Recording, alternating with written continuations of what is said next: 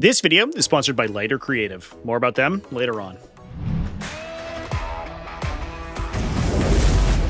What's up, folks? Welcome back to TacticalTortoise. My name is Trevi, and today we're talking tactics with surge moves in Warhammer 40k. What they are, how they work, how you can use them to your advantage, and how you can defeat them. With units like Victrix Honor Guard and Black Templar Crusader squads in vogue in the metagame right now, I think this is a pretty good time to discuss this mechanic. Now, first of all, what are surge moves? Also known as blood surge moves, which is the name of the ability on a Khorne Berserker datasheet. These are moves that allow your unit to move closer to enemies after being targeted with an attack. Now, there are some restrictions that are imposed on these kinds of moves by the rules commentary document that apply to all surge moves. However, it's important to note that they are not the same as reactive moves, which move in response to an enemy unit moving near you. These ones only trigger in response to a particular criteria, such as being targeted or losing wounds. Now, these restrictions are that a unit can only make one surge move per phase, a unit cannot make a surge move while you are battle shocked, and a unit cannot make a surge move while it is engaged by an enemy. This will also affect other varieties of surge move that are applied,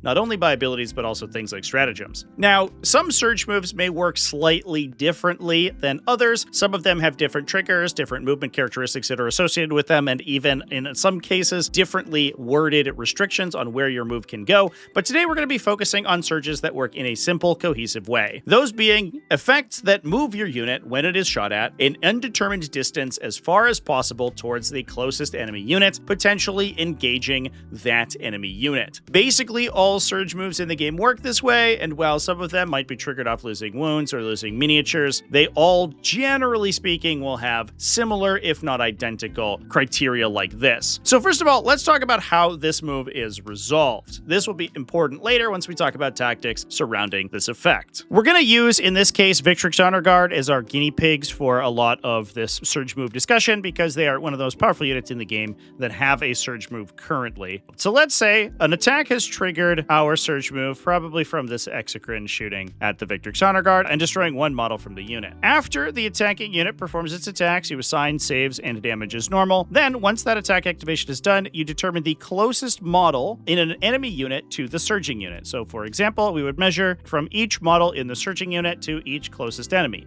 In this case, the closest enemy model is going to be this Termagant, which is just over 4 inches away, versus this Warrior, which is 6 inches away. Because this is the closest enemy unit, that is the unit that this unit must surge towards. It doesn't matter that it was attacked by a different enemy, it always goes towards the closest enemy, which is determined by the closest model in the closest enemy unit, measured in a straight line between the two closest models in those two units. So in this case, these two units are currently 4.3 inches away, and this is the direction that they're going to have to go in. Now, generally speaking, most surge moves require a die roll to determine your distance. A lot of them move d6 or d6 plus 2 inches. Thanks to the rules commentary, after determining the maximum distance you can move with your surge, you can choose either not to execute the surge move, in which case you basically decide to go 0 inches and your unit stays put. It still is considered to have made a surge move, but you don't actually have to move the models. Or you can choose a distance up to that total. So let's say we rolled a total of a 4. We could choose to go up to 4 inches thanks to that surge move. You determine that distance. So of the potential surge move of a 4, we've decided to only go 3 inches because we don't want to engage the Termagants for whatever reason. We then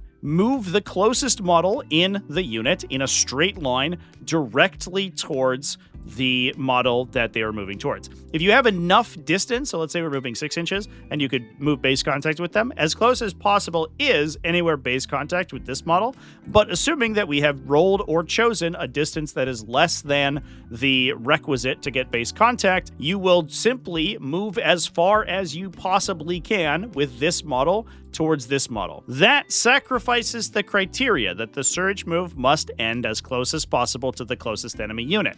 Since we determined that this unit is closest, and moving this model directly towards them is the only way to get as close as possible. However, the movement of the remainder of the unit is now unrestricted. Because this requirement is fulfilled, this model just moves up to this distance in any direction. They do not have to go towards this unit because we've already moved as close as we possibly can, so we don't have to do anything special for this guy.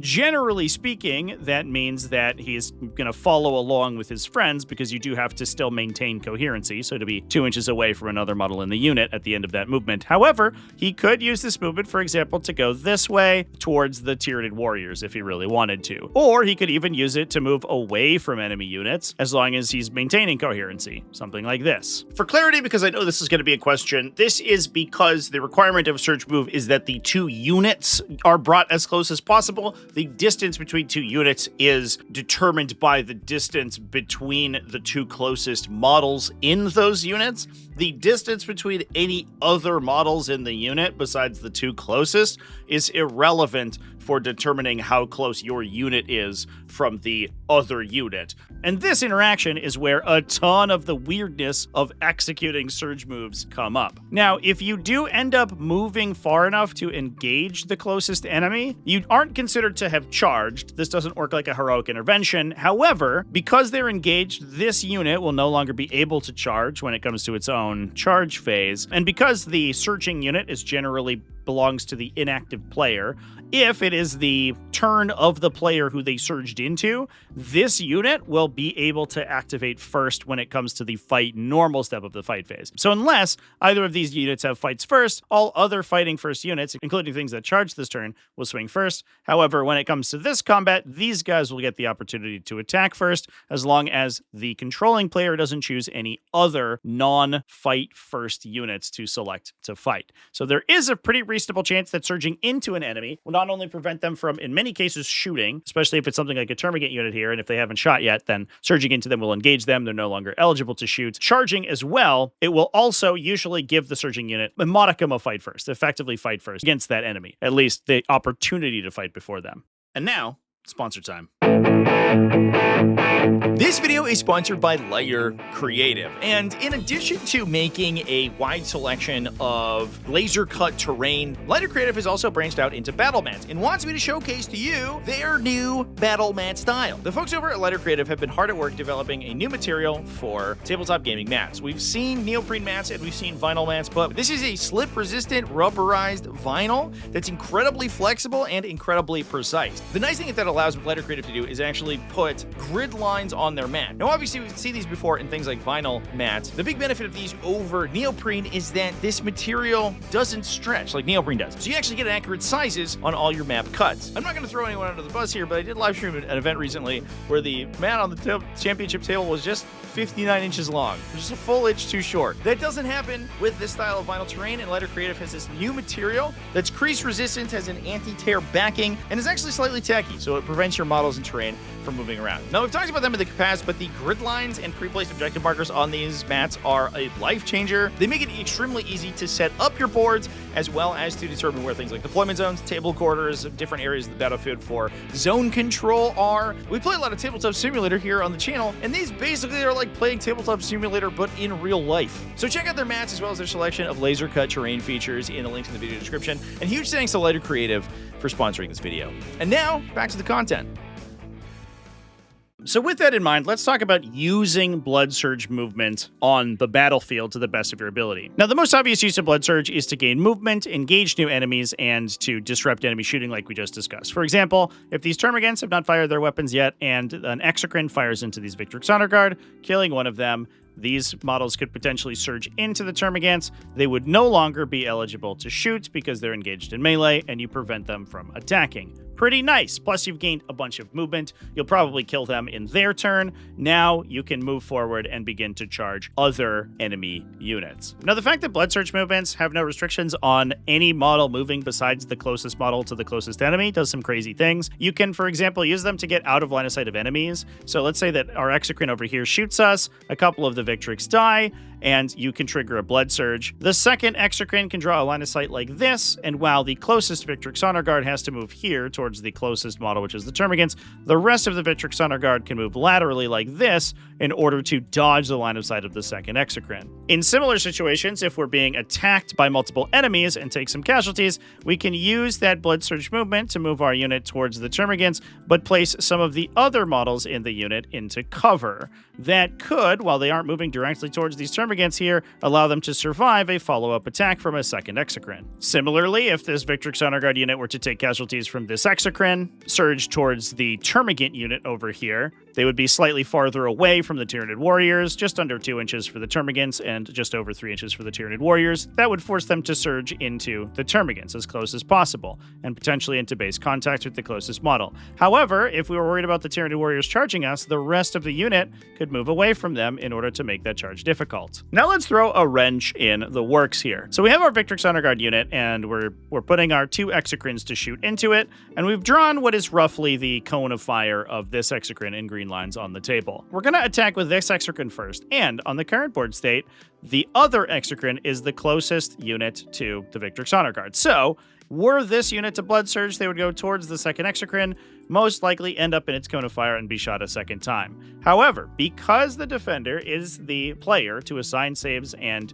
damage on units receiving attacks, the defender, the player with the blood surging unit, could potentially alter the position of this unit on the battlefield by receiving casualties. So let's say we fired this Exocrine into the Victrix Honor Guard and we've killed a couple of them. Where those saves get assigned can change who the closest enemy unit is. And because blood surges are always resolved after the attacking unit has resolved its attacks, you'll remeasure what the closest unit is at that time. So let's say we assign saves to the foremost models in this unit. Now, instead of the Exocrine being the closest enemy, these Termagants are. They're about 7 inches away, whereas the Exocrine moves to being 8 inches away.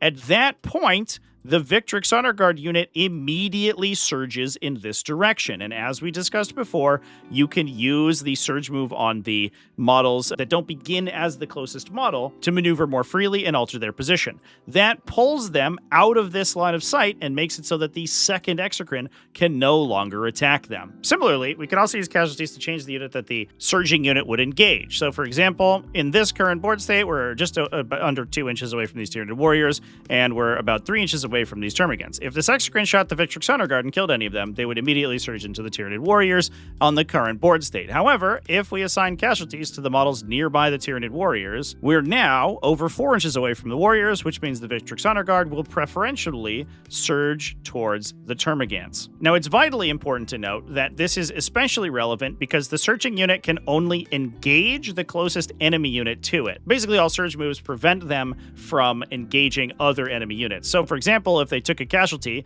and decided to surge, they would only be able to engage the closest unit, in this case it would be the Tyranid Warriors, even if they move towards the Termagants. However, you can use this to allow them to activate in melee, get a minimum number of attacks into this unit, but use pile-ins to then move them this way. So it's not impossible to attack alternative units than the ones you surged into, it's just much more difficult. And if the unit that you're engaging like this is particularly adept in melee and you're not sure you can kill it, you might want to alter your positioning by taking casualties to prevent them from being able to attack you. Now let's say similarly that we're farther away at a distance that we can't reasonably engage an enemy, however, we are being set up to be charged by something like these Tyranid Warriors, and we want to try to block that from happening. If this Exocrine shoots the Victrix Honor Guard, we could pull the Victrix Honor Guard that are closest to the Warriors to allow a blood surge into the Termagants, then move towards the Termagants up to our determined distance, and move every other model in the unit directly away from the charging unit as possible,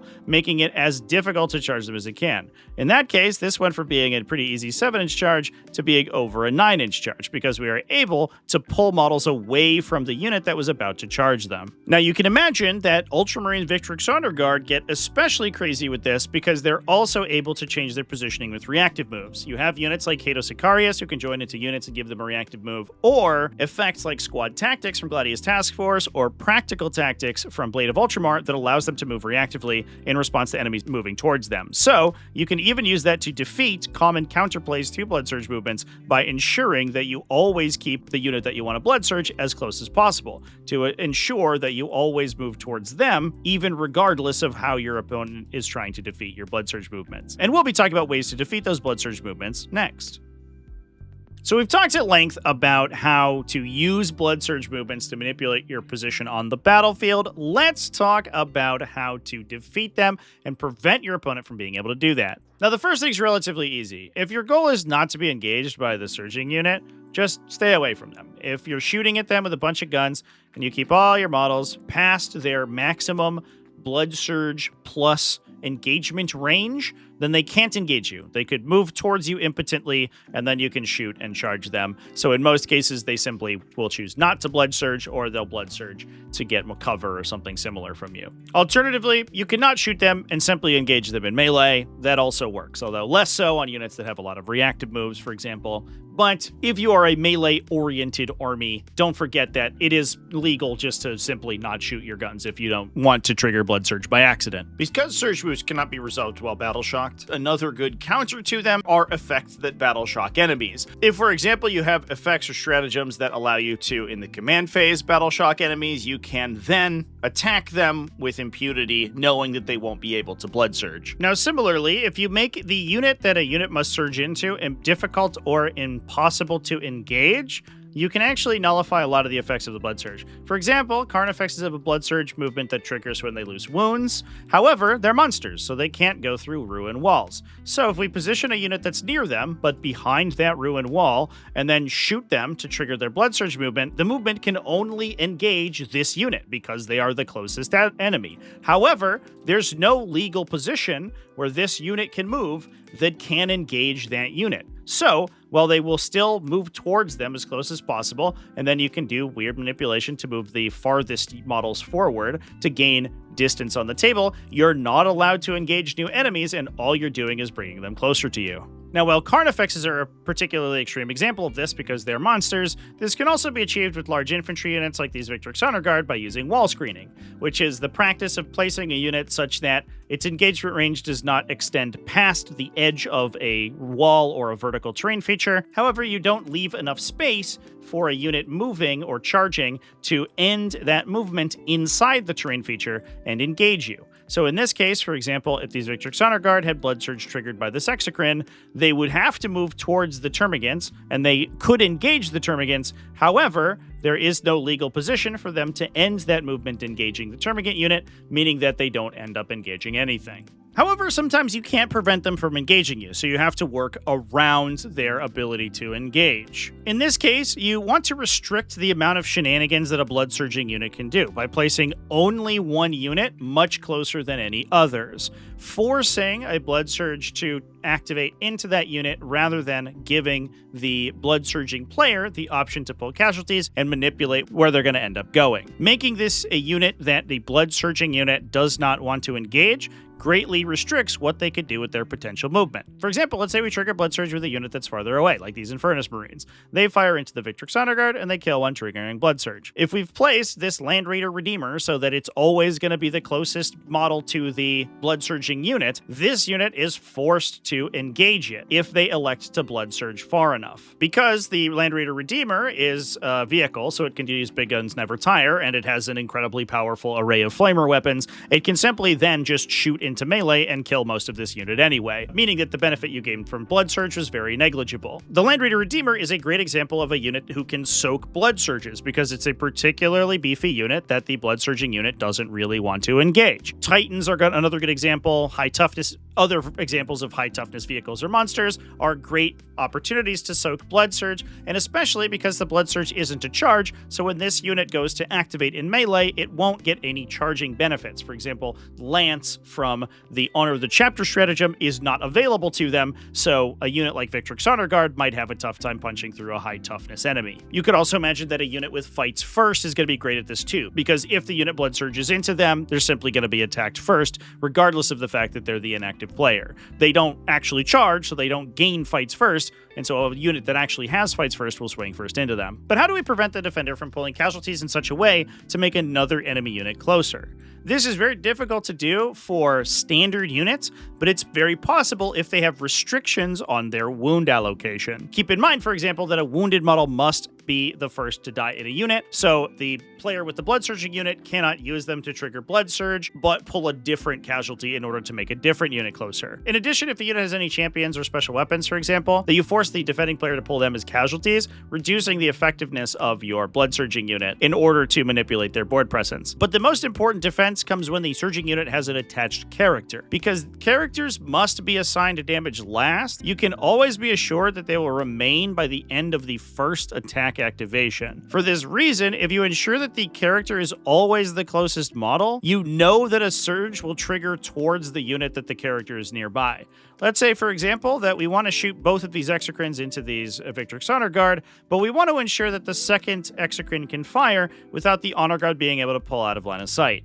If we set up in such a way that the blood surge must move along this line, which represents the exocrine's line of sight, we know that they're never going to be able to pull off that line. So all we have to do in this case is put the closest model to the unit close to the character rather than any of the other Victrix Honor Guard. In that case, regardless of which Victrix Honor Guard we pull, the closest model is always going to be this Termagant, forcing that unit to move along this line and ensuring that both exocrines are going to maintain line of sight, while still allowing you to accrue casualties on them. Even in a situation where the character is not the center of the unit, if we construct a situation where no unit is closer than the character is to the closest unit in your army, there's no casualty pull that's going to make it so that this unit does not surge towards, for example, these Termagants. So if we wanted to shoot these guys and make sure they didn't engage the Tyranid Warriors, the Tyranid Warriors begin this activation just over 4 inches away from the Victrix Honor Guard, similar to the exocrine here. However, both Marneus Calgar and the Victrix Honor Guard in front of him are going to be within 4 inches of this Termagant, meaning that regardless of how casualties are pulled, even if they pull from the front, for example, Marneus Calgar is always going to be closer to the Termagants than any Victrix Honor Guard is to any of these other models, meaning that this unit must engage the Termagants when it chooses to Blood Surge, if it chooses to Blood Surge that far, and that opens them up for the Tyranid Warrior unit to then countercharge.